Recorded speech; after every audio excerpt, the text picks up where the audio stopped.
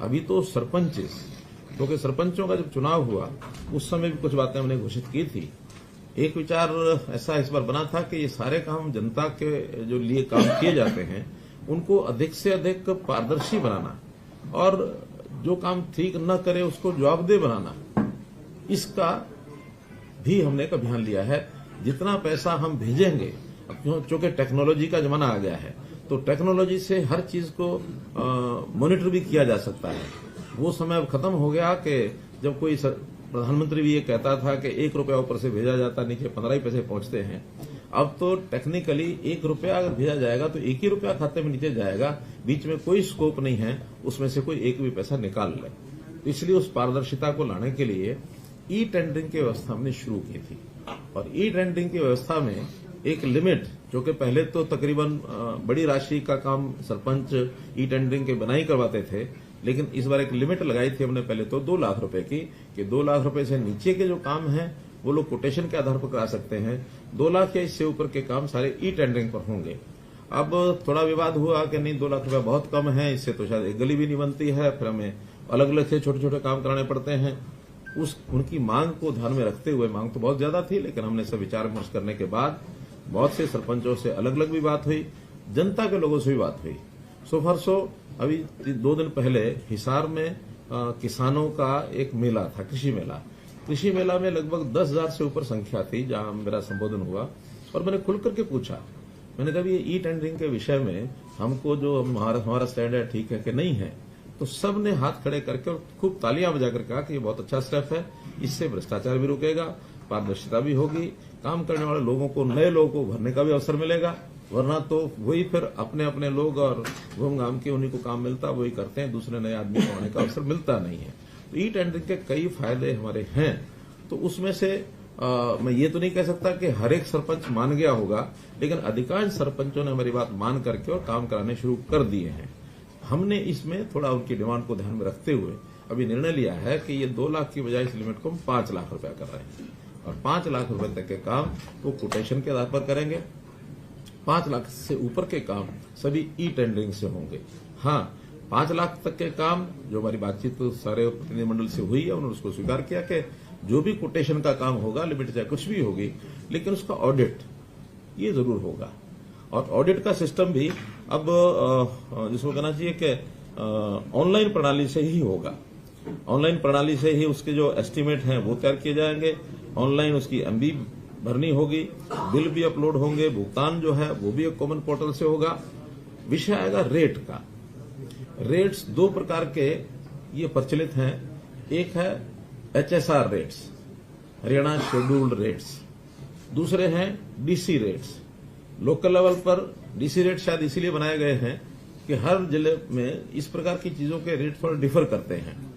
चाहे रेत का रेट है, चाहे ईंटों का रेट है, चाहे मानो टाइल्स का रेट है, क्योंकि जो बल्कि मटेरियल होता है उस रेट को वहां के लोकल परिस्थिति के हिसाब से रखना पड़ता है। उसका फ्रेट कितना लगता है, कितनी दूर से लाना पड़ता है, इसलिए एक ही रेट नहीं रखा जा सकता। जहां ईंटें बनती हैं वहां थोड़ी सस्ती मिलेंगी, जहां ईंटें बनती ही नहीं है, दूर से आती हैं, तो स्वाभाविक है ईंट के रेट से एक बहुत बड़ा प्रतिशत उसका फ्रेट में जाएगा। यही स्थिति मिट्टी की, रेत की, इंटरलॉकिंग टाइल्स की। कभी कभी मजदूरी भी अलग अलग होती है।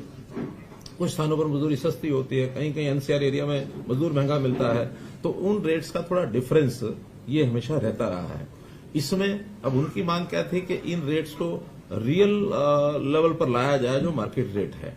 हमने निर्णय करके उनको बता दिया है कि कुछ आइटम्स, खास करके जैसे इंटरलॉकिंग आइटम्स हैं या ईंटें हैं, जो एक स्टैंडर्ड कुछ तय किया जा सकता है उसका, इसका रेट कॉन्ट्रैक्ट करेंगे हर जिले का। ब्लॉक का है, जिले का सर, जिले का है सर। हाँ। वैसे ब्लॉक लेवल पे अगर कोई वेरिएशन आती है तो कैप्चर करते हैं, बट ये डीसी रेट जो ब्लॉक लेवल पे करते हैं, इंटरलॉकिंग का जो रेट कॉन्ट्रैक्ट करेंगे वो डिस्ट्रिक्ट लेवल पर ही रेट कॉन्ट्रैक्ट होगा। उस रेट से सस्ता कोई लेना चाहे लेके लगा सकता है। क्वालिटी जो तय होगी, उसका पैरामीटर तय होगा, वही ली जाएगी। लेकिन अगर कोई व्यक्ति किसी व्यक्ति से कुछ नेगोशिएशन करके सस्ता भी लेना चाहता तो ले सकता है, लेकिन मैक्सिमम रेट वही होगा जो रेट कॉन्ट्रैक्ट होगा।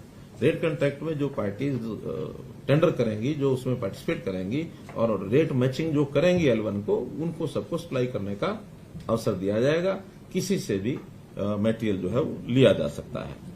फिर इसकी जो गुणवत्ता की जांच करने के लिए सोशल ऑडिट सिस्टम, इसको हम स्थापित कर रहे हैं। अगले 6 महीने के अंदर इसका विधिवत एक सिस्टम बन जाएगा। वहीं गांव के प्रमुख लोगों की टीम बनेगी, वही उसका ऑडिट करेंगी, जिसके अंदर कुछ रिटायर्ड लोग होंगे, कुछ पूर्व जनप्रतिनिधि होंगे, जो एक सहमति के आधार पर ग्राम सभा को भी बताया जाएगा। उसमें भी अगर कोई गलत आदमी आया तो उसको बाहर करके ग्राम सभा की जो बैठक है उसके अंदर उसको सैंक्शन कराएंगे। ये आपकी यहाँ की सोशल ऑडिट टीम है। तो ऐसे सोशल ऑडिट के माध्यम से भी जांच की जाएगी। और एक हमने क्वालिटी एश्योरेंस अथॉरिटी ये बनाने का भी शुरू कर दिया है, बहुत जल्दी नोटिफाई हो जाएगी।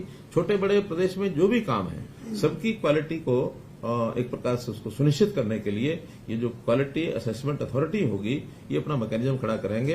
कहीं भी चलते हुए काम में भी वो चेक करेंगे। चलते हुए काम के बाद यानी पूरा होने के बाद भी शिकायत मिलती है तो ये क्वालिटी एश्योरेंस अथॉरिटी उसकी जांच करेगी। नहीं, ये तो सबके लिए, पूरे प्रदेश में क्वालिटी एश्योरेंस अथॉरिटी हर सिविल वर्क के लिए, वो पंचायती पर भी लागू होगा, बाकी भी लागू होगा। और ये जो 5 लाख रुपए की राशि की लिमिट बनाई है नेगोशिएशन की, इसमें चाहे वो 5 लाख या 5 लाख से कम के काम हो, क्योंकि जरूरी नहीं कि हर काम 5 लाख का होगा, 2 लाख के भी होंगे, 3 के भी हो, 1 का भी होगा। तो ऐसे कोटेशन के आधारित कुल जो काम है उसकी मैक्सिमम लिमिट तो 25 लाख है बड़ी पंचायतों के लिए, लेकिन जो छोटी पंचायतें हैं उसका 1/3 से ज्यादा ये उसमें से नहीं करा पाएंगे। मानो कुल मिलाकर के है ही 50 लाख रुपया किसी पंचायत के पास, तो 17 लाख रुपए के काम वो उसमें से कोटेशन पर करा पाएंगे, बाकी काम ई टेंडरिंग से ही कराएंगे। तो ऐसे इसमें कोई और नया कुछ सुझाव आएगा। मानो बहुत छोटी पंचायतें भी कहीं कहीं हैं, है ही 5-7 लाख रुपया साल का जाता। मानो 1000 की आबादी होगी तो उसमें 1000 की आबादी में 2000 के हिसाब से कितना हुआ, 20 लाख। हाँ, तो 1000 की आबादी में 20 ही लाख रुपया जाएगा। तो उनके काम भी उतने छोटे छोटे उतने ही होंगे। अगर वहां बड़े काम का स्कोप नहीं होगा तो छोटे काम का दोबारा से सोच सकते हैं। लेकिन अभी पहले चरण में हमने ये सोचा कि कोटेशन के काम जो है वो मैक्सिमम तो 25 लाख, लेकिन 1/3 से ज्यादा नहीं सालाना। मतलब 75 लाख है तो 25 बन गया, अगर 20 है तो फिर वो 7-1 सादा। अगर 75 लाख से ऊपर भी किसी गांव का अलॉटमेंट है तो 25 लाख का काम करा सकता है।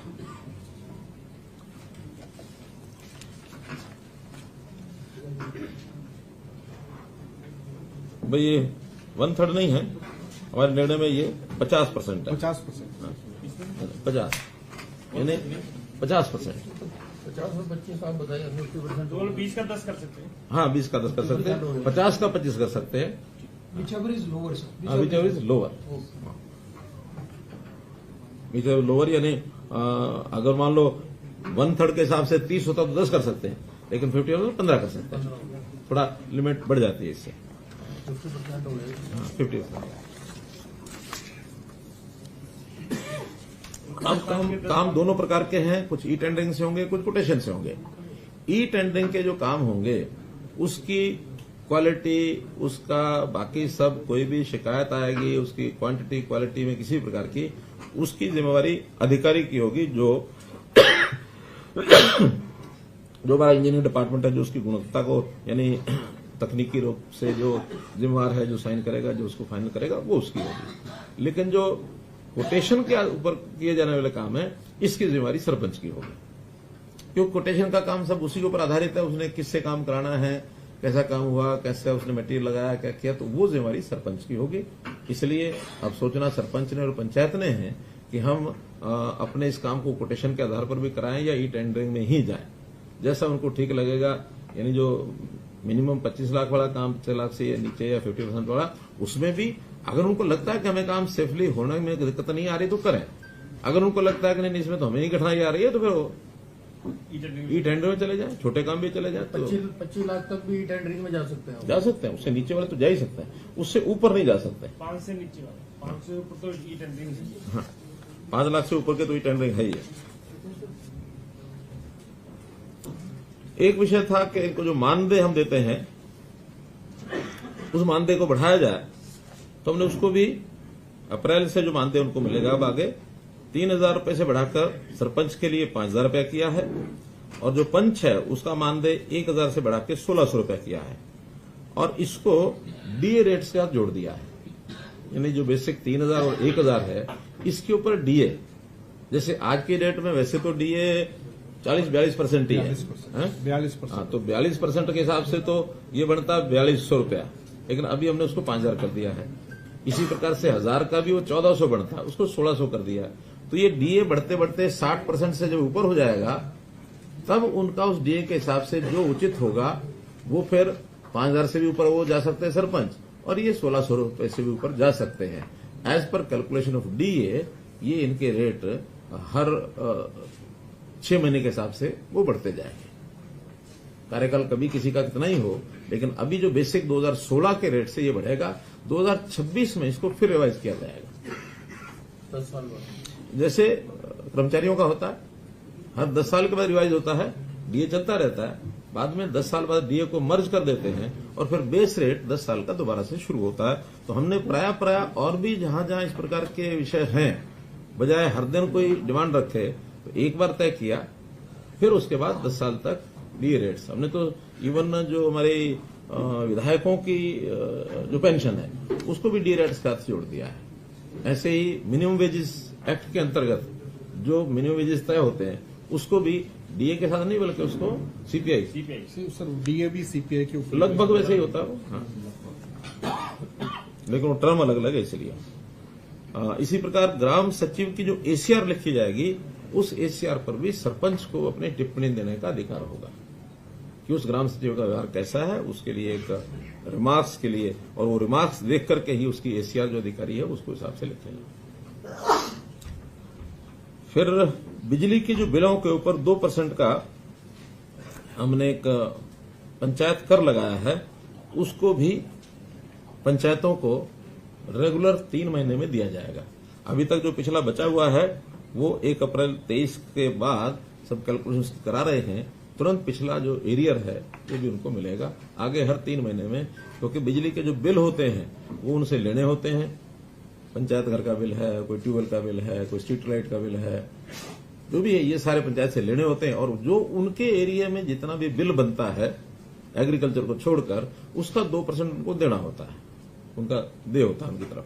तो कम ज्यादा होगा वो हर 3 महीने उसके इसके यूनिट विलेज लेवल है। हाँ विलेज यानी ग्राम पंचायत है, विलेज नहीं, विलेज बल्कि कई बार तो ज्यादा हो सकता अलग इकाई होती है। और इसी प्रकार से जो स्टाम्प ड्यूटी है, संपत्ति पर जो बिक्री है उसके ऊपर भी 1% पैसा पंचायतों को ये हर महीने उनको जो है क्रेडिट कर दिया जाएगा, जो उस एरिया की जमीन बिकती है। तो गांव रूरल की, शहर का वो अर्बन लोकल बॉडीज को जाता है। रूरल का 2% होता है, 1% पंचायतों को, आधा % पंचायत समिति को, आधा % जिला परिषद को, 2% पूरा उनको जाएगा। अभी जो इस वर्ष का इस जो एक बार हमने 1100 करोड़ रुपया दिया है, चूंकि हमने कहा था कि 1100 करोड़ रुपए को सब 31 मार्च तक अपना पूरा खर्च कर लें, पूरा उनका अधिकार है, लेकिन बहुत सी पंचायतों ने खर्च नहीं किया है। आज भी उनसे निवेदन यही है कि वो इस पैसे का जितनी प्रस्ताव पारित हो गए हैं या करवा रहे हैं उसके टेंडर्स वो अपलोड कर दें, यानी पब्लिश कर दें। जिस दिन पब्लिश कर देंगे जो भी टेंडर होगा उसका जो एस्टीमेट होगा उतनी राशि उनकी ब्लॉक हो जाएगी उसमें। वैसे तो सामान्यतः उस अकाउंट में पैसे तब निकालते हैं जब पेमेंट करनी होती है, लेकिन हम ये भी सुविधा दे रहे हैं कि अभी भी वो टेंडर पब्लिश करेंगे उसी दिन से वो राशि उनकी 31 मार्च से पहले वो उनके लिए हो जाएगी, बाकी जो है वो अगले साल में चली जाएगी। तो कोटेशन वाले होंगे, हाँ कोटेशन वो बता रहा हूं अलग। पहले तो ये है ई टेंडरिंग का कोटेशन में भी 25 मार्च तक जितनी कोटेशंस उनका वर्क अलॉट हो गया होगा वो तो पैसा उसमें से रिजर्व हो ही जाएगा। इसके अलावा भी 25 मार्च के बाद भी हम उसके लिए 2 श्रेणियां बना रहे हैं। उन 2 श्रेणियों में एक के लिए 5 लाख रिजर्व रख रहे हैं, दूसरे के लिए 10 लाख, ताकि इस 5 लाख और 10 लाख को भी 25 मार्च से 31 मार्च तक वो यूज कर सकेंगे, और वो नहीं करेंगे तो वो भी फिर आगे चला जाएगा। तो इस प्रकार से श्रेणी बनाई है। जिनकी टोटल राशि सैंक्शन 20 लाख तक है उनके लिए 5 लाख रुपए छोड़ेंगे, और जिनकी राशि 20 लाख से ऊपर है उनके लिए 10 लाख छोड़ेंगे। ताकि इस राशि को 5 दिनों में और भी कुछ छोटा बड़ा काम उनको ध्यान में आता है तो वो उसको करा सकते हैं। बाकी सब काम 1 अप्रैल से नए साल का जितना भी पैसा है वो 1 अप्रैल से फिर उनको इसी प्रकार से उपलब्ध हो जाएगा एसएनए अकाउंट में। और ये अकाउंट हर वर्ष यानी 4 बार में दिया जाएगा उनको जो एसएनए अकाउंट में क्वार्टर वाइज। जो ये पैसा बचेगा ये नहीं, ये तो खत्म ही हो गया, यानी अगला और मिल जाएगा उनको अप्रैल में। और उनको क्वार्टर में खर्च करना है, पहले क्वार्टर में 30%, दूसरे क्वार्टर में 30%, तीसरे में 20%, चौथे में 20%, 30-30-20-20। जो पैसा उनका है उन्हीं का है। हाँ, बचे हुए पैसे का उपयोग जहां जरूरत ज्यादा है या जिन लोगों ने काम ज्यादा कराना है उनको ट्रांसफर करेंगे, पैसा वो उन्हीं का है।